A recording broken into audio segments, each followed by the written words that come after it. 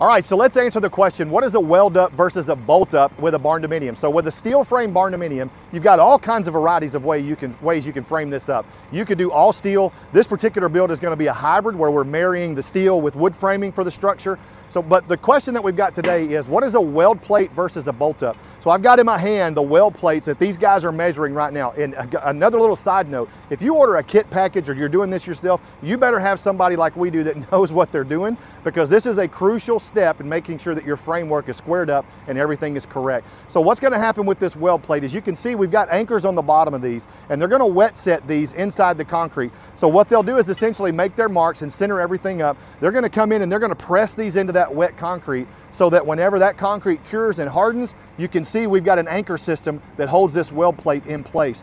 We will bring our columns in, set those columns directly on top, and then we will weld that up. And you better have somebody that you can trust to weld as well, because that is another crucial step in making sure that your framework is correct. Now, anchor bolt system, you're going to have the same type of plate here, but what you'll see is anchor bolts that have been engineered or strategically placed to make sure that your column can fit over those. You may see 4-bolt pattern, you may see a 3-bolt pattern, 6-bolt, who knows what the pattern's going to be. They're different from build to build, but you're going to see the same type of plate. They will set that down in the concrete, and then when they bring that column down, those bolts, I'm going to use these kind of as my bolts, those bolts will come in and that column will slide directly over those bolts, and then we can secure that by bolting everything up and bolting everything together. So weld up versus bolt up.